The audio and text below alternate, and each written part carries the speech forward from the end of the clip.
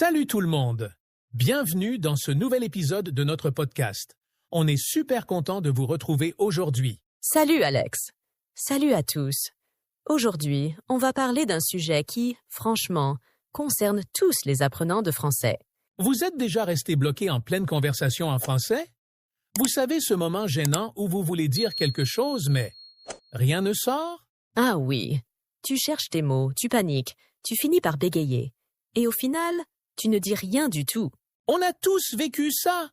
Mais aujourd'hui, on va vous donner 3 techniques ultra efficaces pour ne plus se bloquer quand vous parlez français. Oui, et le mieux, c'est que ces techniques sont simples à appliquer et fonctionnent immédiatement. Après cette vidéo, vous allez vous sentir plus à l'aise dans vos conversations, même avec des natifs. Prêt? Allez, c'est parti! Technique 1. Respirez et ralentissez votre rythme. Alors, première technique. Respirez. Oui, ça peut sembler évident, mais c'est probablement l'erreur numéro 1 que font les apprenants. Quand on est stressé, le cerveau se met en mode panique. Vous sentez cette montée d'adrénaline? Votre rythme cardiaque s'accélère, votre souffle devient court. Et là, c'est le blackout. Les mots ne sortent plus, vous cherchez vos phrases. Et plus vous paniquez, plus c'est difficile. Exactement. C'est comme si votre cerveau se déconnectait. Quand vous êtes nerveux, votre cerveau passe en mode survie. Il va trop vite, il cherche les mots, mais votre bouche n'arrive pas à suivre. Le résultat? Vous commencez à bafouiller, vous perdez le fil de votre pensée, et à la fin, silence total. Et là, c'est le drame. Vous êtes là, face à votre interlocuteur, avec ce fameux blanc, ultra gênant. Mais la bonne nouvelle, c'est que c'est facile à corriger. La clé? Respirer et ralentir. Avant de parler, prenez une inspiration profonde. Vraiment. Inspirez lentement par le nez, expirez lentement par la bouche. Donnez à votre cerveau le temps de se calmer. Parce que quand votre corps est détendu, votre esprit suit automatiquement. Et après ça, il faut ralentir votre rythme de parole. On a cette tendance à vouloir vider ce qu'on a dans la tête, à sortir toutes les phrases d'un coup, comme si on avait peur d'être interrompu. Mais non! Plus vous parlez vite, plus vous vous embrouillez. Alors, ralentissez. Faites des pauses. Prenez votre temps. Oui. Quand vous ralentissez, vous donnez à votre cerveau le temps de formuler correctement la phrase et vous donnez aussi à votre interlocuteur le temps de vous comprendre. Parler trop vite, c'est comme conduire une voiture à toute vitesse. Vous perdez le contrôle, vous ratez les virages et vous risquez de finir dans le décor. Prenons un exemple concret. Imaginez que vous voulez dire quelque chose d'aussi simple que « Salut, je voulais te dire que le film d'hier soir était super ». Vous entendez? Ça sonne stressé, haché et franchement, pas très naturel. Maintenant, écoutez la version correcte. Salut, je voulais te dire que j'ai adoré le film hier soir. C'est fluide, naturel et surtout confiant. Vous sentez la différence? Ce n'est pas juste une question de style, c'est une question de psychologie. Quand vous parlez lentement, votre interlocuteur sent que vous êtes à l'aise, même si vous faites des petites fautes. Ralentir, c'est montrer que vous êtes en contrôle de la situation. Oui, et c'est aussi un moyen de gagner du temps. Parce que quand vous ralentissez, vous vous donnez le temps de réfléchir à la phrase suivante. Vous créez un petit espace mental qui vous permet de mieux organiser vos idées. Et ça marche même si vous êtes en pleine conversation avec un natif. Parce que les Français, eux aussi, font ça naturellement. Quand ils ne savent pas quoi dire, ils ralentissent. Ils utilisent des petits mots de remplissage comme « bah »,« tu vois ». Exactement. Vous pouvez faire pareil. Alors, comment dire? Hier, je suis allée au ciné et bah, c'était super. Ça paraît naturel, ça sonne comme du français natif. Alors, la prochaine fois que vous sentez la panique monter, souvenez-vous de cette technique. Respirez, ralentissez, donnez du rythme à votre parole. Et surtout, n'ayez pas peur du silence. Une petite pause dans une conversation, c'est normal. Ce n'est pas parce que vous vous arrêtez 2 secondes pour chercher un mot que votre interlocuteur va vous juger. Les natifs le font tout le temps. Et vous savez quoi? Quand vous ralentissez, vous paraissez plus confiant. Et quand vous paraissez plus confiant, votre interlocuteur vous écoute mieux. C'est une boucle vertueuse. Alors, entraînez-vous dès aujourd'hui. Respirez, ralentissez et vous verrez la différence. Technique 2. Utilisez des phrases de secours. Deuxième technique, ayez toujours des phrases de secours prêtes à l'avance. C'est comme avoir une bouée de sauvetage dans une conversation.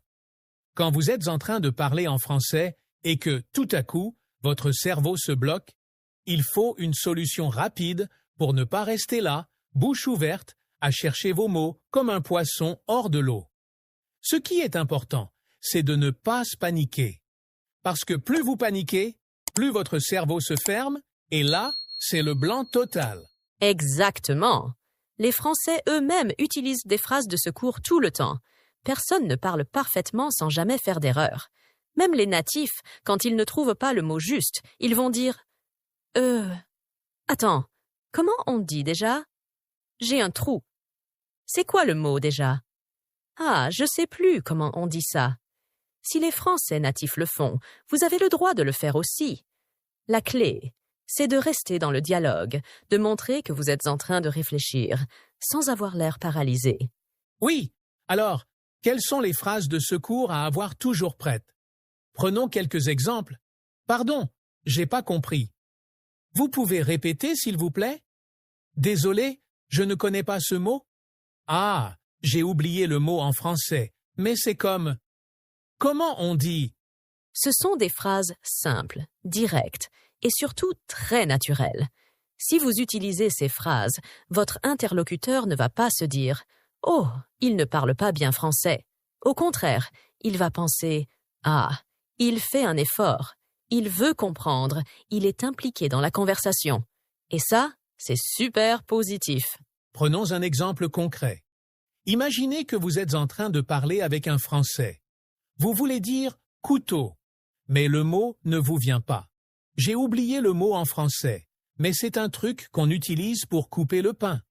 Et là, la personne en face de vous va dire « Ah, un couteau ?» Oui, exactement. Boum! La conversation est relancée. Vous êtes toujours dedans. Et surtout, vous n'avez pas perdu la face. Oui. Et ça fonctionne dans n'importe quel contexte. Si vous êtes en train de commander dans un restaurant, si vous parlez avec un collègue au travail, ou même si vous êtes en train de discuter avec un ami, ces phrases vous sauvent à chaque fois. Parce que ce que les Français veulent, ce n'est pas une grammaire parfaite. Ils veulent une conversation naturelle, fluide, sans pression. Et le plus beau dans tout ça, c'est que lorsque vous utilisez une phrase de secours, votre cerveau se détend automatiquement. Vous arrêtez de vous dire « Oh non, je vais me tromper, je vais avoir l'air bête. » Non, parce que vous avez une échappatoire. Vous n'êtes plus en mode panique, vous êtes en mode contrôle.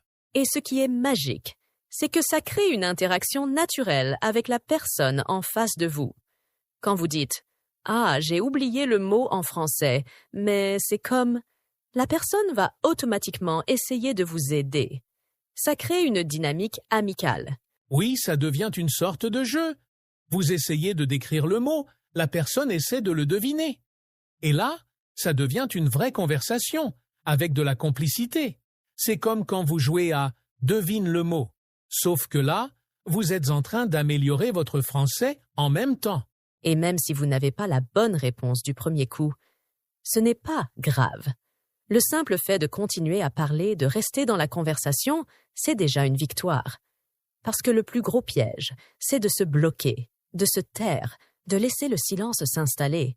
Si vous utilisez une phrase de secours, vous brisez ce silence et vous gardez le contrôle. Prenons un autre exemple. Imaginez que vous parlez avec un collègue français. « Tu peux m'expliquer ce projet? J'ai pas tout compris. » Si vous êtes perdu, vous pouvez dire « Ah, pardon, j'ai pas compris ce que tu viens de dire. Tu peux répéter? » La personne va répéter, souvent plus lentement, et bam! Vous êtes à nouveau dans la conversation. Autre exemple, vous êtes dans un magasin et le vendeur vous demande quelque chose, mais vous ne comprenez pas. Pardon, je n'ai pas compris. Vous pouvez répéter. Simple, naturel, et surtout efficace. Et même si vous n'avez toujours pas compris après la deuxième fois, pas de stress. Vous pouvez enchaîner avec « D'accord, mais c'est quoi exactement ?» Ça montre que vous faites un effort, que vous êtes impliqué. Et les Français adorent ça. Oui, parce que le français, ce n'est pas une langue parfaite, c'est une langue vivante. Si vous restez dans l'échange, vous êtes déjà en train de gagner. Alors, retenez bien cette technique. Préparez quelques phrases de secours à l'avance. Ne paniquez pas si vous bloquez. Utilisez une phrase simple pour continuer la conversation. Si vous n'avez pas le mot juste, décrivez-le et laissez la personne en face de vous vous aider. C'est comme avoir une béquille dans une conversation. Et vous allez voir, ça marche à tous les coups. Alors, entraînez-vous dès aujourd'hui à utiliser ces phrases. Et la prochaine fois que vous êtes en difficulté, vous saurez exactement quoi dire. Technique 3. Reformuler au lieu de rester bloqué. Troisième technique. Et franchement, celle-là est magique. Si vous sentez que vous êtes en train de bloquer, que le mot que vous cherchez refuse de venir, ne vous arrêtez pas. Reformulez. C'est un réflexe essentiel dans une conversation, parce que si vous restez silencieux, le blanc s'installe, la pression monte, et vous perdez complètement le fil. Mais si vous reformulez, vous restez dans le dialogue. Et ça, c'est la clé pour paraître naturel en français. Oui, et c'est exactement ce que les natifs font tout le temps.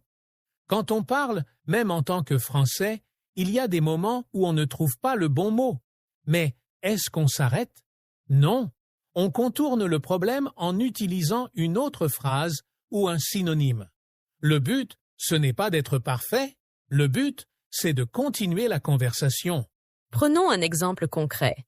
Imaginez que vous voulez dire « Je suis allé au supermarché parce que je devais acheter du pain ». Mais là, vous bloquez à « supermarché ». Le mot ne vous vient pas. Pas de panique. Il suffit de contourner le problème. Je suis allé au magasin pour acheter du pain. C'est moins précis, mais c'est parfaitement compréhensible.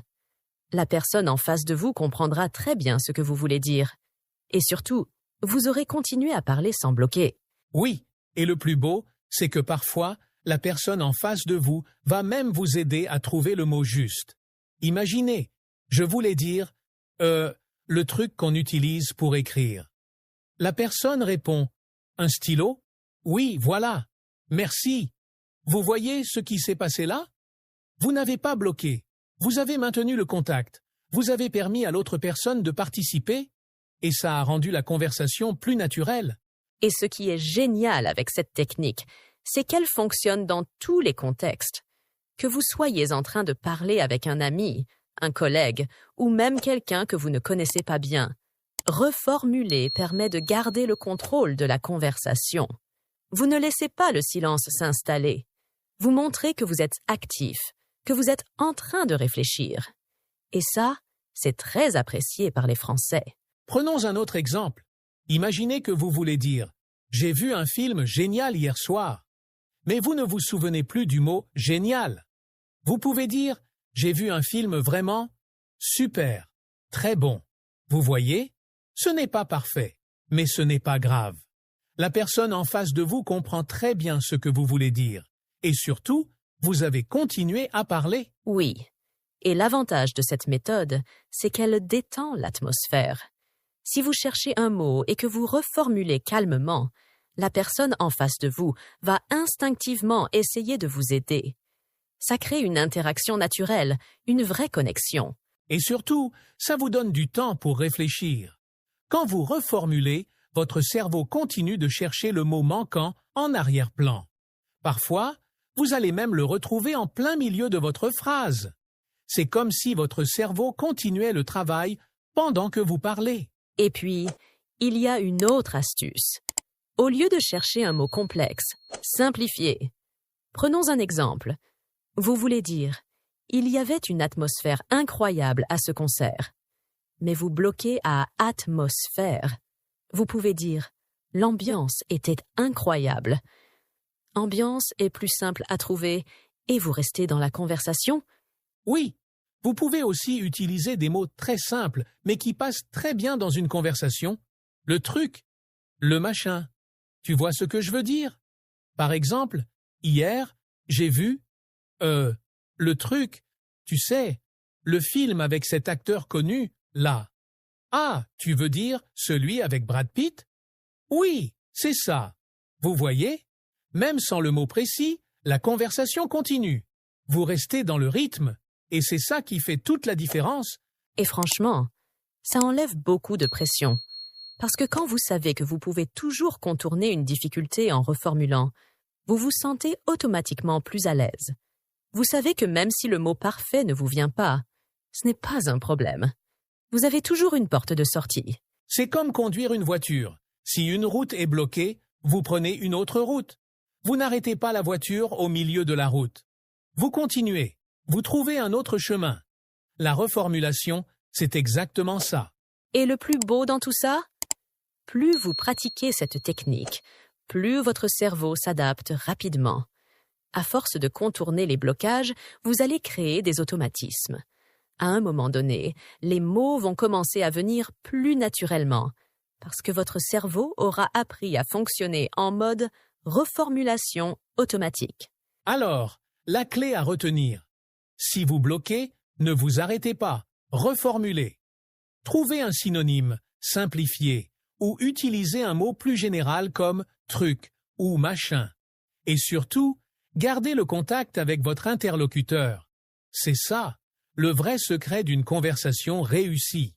Oui, parce que ce que les Français veulent dans une conversation, ce n'est pas la perfection, c'est une interaction naturelle. Si vous restez dans l'échange, si vous continuez à parler même en cherchant vos mots, c'est déjà une victoire. Alors, entraînez-vous à reformuler dès aujourd'hui. Prenez une phrase, changez un mot, simplifiez-la. Et vous allez voir, ça va devenir de plus en plus naturel. Vous allez vite devenir à l'aise en français. Voilà, on vous a donné 3 techniques simples, mais puissantes, pour ne plus bloquer quand vous parlez français. Si vous appliquez ces stratégies régulièrement, vous allez voir une amélioration spectaculaire dans votre fluidité. Et surtout, dans votre confiance. Récapitulons une dernière fois. 1. Respirez et ralentissez votre rythme, parce que parler lentement vous aide à organiser vos pensées et à éviter le stress. 2. Ayez toujours une phrase de secours prête. Ça vous permet de rester dans la conversation, même si vous bloquez sur un mot ou une idée. 3. Reformulez au lieu de rester bloqué. Simplifiez, trouvez un synonyme ou contournez le problème avec une autre phrase. Et le plus important, c'est de ne pas avoir peur de faire des erreurs. Les Français eux-mêmes ne parlent pas toujours parfaitement. L'essentiel, c'est de continuer à échanger et de rester naturel. Maintenant, c'est à vous de jouer. Dites-nous en commentaire, quelle technique vous semble la plus utile? Quelle situation vous stresse le plus quand vous parlez français? On veut vraiment savoir ce qui vous bloque, parce que nos prochains épisodes seront faits pour vous aider à progresser. Et bien sûr, si cette vidéo vous a aidé, laissez un gros like et abonnez-vous à la chaîne. On prépare déjà plein de nouveaux épisodes pour vous aider à parler français comme un natif. Merci d'avoir été avec nous aujourd'hui. Continuez à parler, continuez à pratiquer. Et surtout, amusez-vous. Ciao tout le monde!